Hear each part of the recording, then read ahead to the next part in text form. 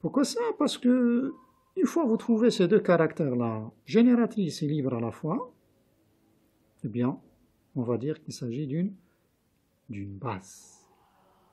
Hein.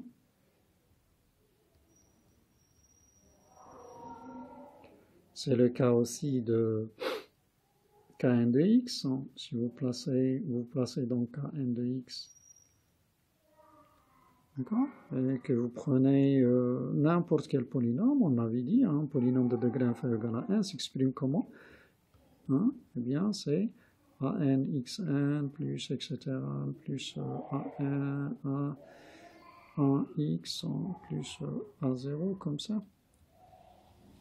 Eh bien, on voit que c'est une combinaison linéaire de quelle famille? Ben, là, il suffit de mettre fois 1. Hein? Donc, la famille, vous pouvez écrire comme ça, comme vous pouvez inverser, en x, etc., xn, est une famille génératrice de Kn de x.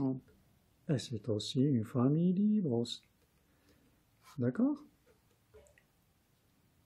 La combinaison est égale à 0. Vous la voyez, quand est-ce qu'un polynôme est nul? Si seulement si tous ses coefficients sont nuls, ça veut dire le caractère libre de votre famille. Donc voilà une base de Kn de x. Alors donnons la définition d'une base.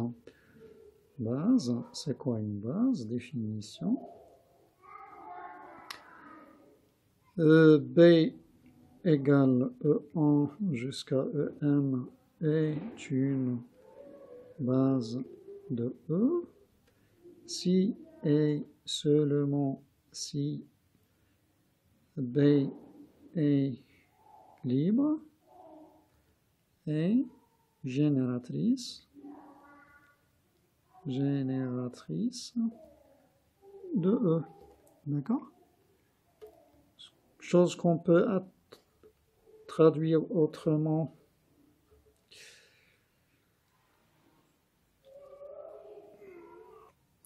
Bien le caractère générateur, toujours la même famille, 1 jusqu'à n est une base de E, si seulement si, quel que soit, bon sans flèche maintenant, hein, vous devenez familier avec les vecteurs, hein, il existe, bon, quel que soit, disons, V, un vecteur, bon, E, il existe des coefficients qu'on va noter maintenant x1 jusqu'à xn pour une simple raison qui va venir dans Kn, tel que V s'écrit comment? x1 E1 plus xn en. Donc si on ne se fie qu'à ça, ben ça c'est juste le caractère générateur. D'accord? Il s'agit d'une famille génératrice. Alors, on a dit base, c'est génératrice et libre. Génératrice, attendez, libre, à votre avis. Eh bien, libre, il va nous donner l'unicité de l'écriture. Ah, ça, c'est le caractère libre. Et ça vient du caractère générateur. Donc, générateur, il n'y a pas de problème. Peut-être que c'est l'unicité qu'on doit un petit peu expliquer. Parce que libre, c'est pas clair que ça va donner l'unicité. Alors, on va démontrer notre propriété. Commençons par ce sens-là. Je suppose que je suis face à une base. Bon, l'existence là, elle vient du caractère générateur, c'est l'évidence. Il faut démontrer l'unicité. Alors pour l'unicité, on suppose qu'il y a deux écritures possibles. C'est-à-dire que notre vecteur V va s'écrire une fois comme ça, xn en, et une autre fois, il va s'écrire yn e1 plus, etc., yn en. Alors, que faut-il montrer? Il faut montrer que les xi sont égaux aux y. Pourquoi ça? Ben, il suffit de ramener le tout d'un côté. Hein, ça donnera donc x1 moins y1 e1 plus xn moins yn par en égale 0. Donc, je suis face à une combinaison égale 0. C'est là où je vais utiliser le caractère libre de la famille. D'accord? Quand est-ce que la famille est libre? Si seulement si une fois je suis face à la combinaison nulle, eh bien tous les coefficients sont nuls. Hein, je suis donc en mesure de conclure que x1 moins y1 est égal à 0, x2 moins y2 égale 0, et xn moins, ce qui nous donne ce qu'on veut, x1 égale y1, et jusqu'à xn égale yn. Ça traduit l'unicité. Et ça, c'est très très important, je ne l'avais pas signalé lorsque je parlais du caractère libre. Caractère libre, en fait, c'est exactement ça. C'est pouvoir identifier les coefficients. Si vous pouvez identifier les coefficients en, eh bien, c'est le caractère libre. Caractère libre qui est fait هكذا. القضية هنا راه فيها identification en. Pourquoi? Parce que le 0, je peux toujours le voir comme étant 0 fois U1, 0 fois U1 plus 0 fois U1. Et je suis en train d'identifier là encore les coefficients. Alpha 1 égale 0 jusqu'à alpha n égale 0. Ça, c'est très très important. L'identification des coefficients, c'est le caractère libre qui permet de faire ça. Alors avec ce qu'on venait de dire là, on est face à des bases. Donc on est devant ce qu'on appelle des bases canoniques. Base canonique de Kn, eh bien, le constitué de en jusqu'à En, avec la définition de K, c'est quoi? 0, 0, il y a un seul en, et qui est à la kème position. D'accord? Ça, c'est dans Kn.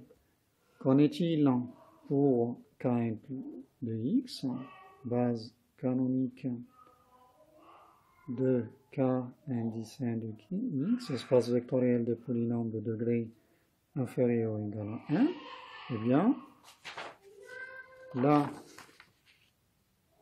on vient de dire que c'est une famille génératrice, d'accord?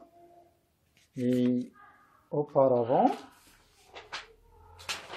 on avait ça. Ça, c'est une famille libre pour n'importe quel 1, en particulier pour 0. Hein? C'est une famille de degré échelonné, donc c'est une famille qui est libre. D'accord? Degré échelonné, moi j'aime les degrés distants. D'accord? 0, 1 jusqu'à 1. Et donc c'est une famille libre. Famille libre et génératrice, ça veut dire qu'il s'agit d'une base. D'accord? Donc 1, x, etc. xn, ça c'est une base. D'accord? Et faites attention au nombre d'éléments. Là, il y en a n. Là, il y en a combien? Eh bien, n plus 1. D'accord? De 1 jusqu'à n et celui-là. Bon, je reviens un petit peu en arrière en concernant les xi que j'avais notés ici. Je disais que pour une raison qui va venir, la raison c'est qu'on va, vous le reconnaissez, vous les connaissez tous d'ailleurs, ce sont les x1 jusqu'à xn sont les coordonnées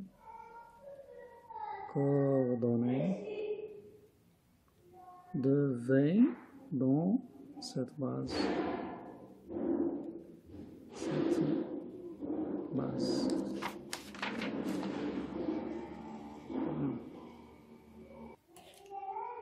Alors, on va parler de base adaptée à une somme directe. On prépare ça avec une proposition. Si on a une famille, si on dispose d'une famille libre, eh bien, on peut construire des sous-espaces en somme directe. Comment? Ben, il suffit de prendre une moitié c'est pas d'accord? C'est pas égal de distance. De E1 jusqu'à, ben, on va tronquer là EK. D'accord? Une petite séparation. Voilà. Si vous avez toute cette famille-là est une famille libre, alors le sous-espace vectoriel engendré par la première partie est en somme directe avec le sous-espace vectoriel engendré par la deuxième partie, tout simplement. Sont en somme directe. Comment on voit ça? Eh bien, pour démontrer qu'ils sont ensemble directs, il faut montrer que l'intersection est réduite au singleton 0. Pour ça, je prends un vecteur dans l'intersection, soit x, un vecteur qui appartient et au premier espace et au deuxième sous-espace. Alors, appartenir avec E1 jusqu'à EK, ça veut dire quoi? Ça veut dire que c'est une combinaison de ce vecteur-là. Il existe alpha 1 jusqu'à, etc. là. Hein, tel que x égale ça. Voilà. La même chose pour l'autre, on vecteur cette fois-ci ek plus 1 jusqu'à en, ça veut dire qu'on est en mesure d'exprimer x comment? Bien disons alpha k plus 1, ek plus 1, plus, etc. Pardon ici, vous m'excusez, plus alpha n, en. Alors que reste-t-il à faire maintenant? Il faut montrer que x égale 0. Montrer que x égale 0, il suffit de montrer que ces coefficients sont nuls. Comment démontrer que les coefficients sont nuls? Hein? Eh bien, pour pouvoir utiliser le caractère libre de cette famille, il faut exhiber une combinaison de tous ces vecteurs qui est nulle pour pouvoir utiliser, pour dire que les coefficients sont nuls. Eh bien, on a une combinaison là. Il suffit de combinaison nulle, il suffit de ramener cette combinaison vers l'autre. Donc écrivons alpha en E1 plus alpha k ek, plus moins alpha k plus 1 ek plus 1 plus etc. Donc voilà votre combinaison. Elle est égale à 0. Vous voyez bien, E1, ek, d'accord? Et qui est une famille libre, donc tous les coefficients sont nuls, d'accord? Égal alpha k, égal moins, mais ça vous donnera, vous n'avez qu'à multiplier par un signe moins pour obtenir des plus, ici, d'accord? Voilà.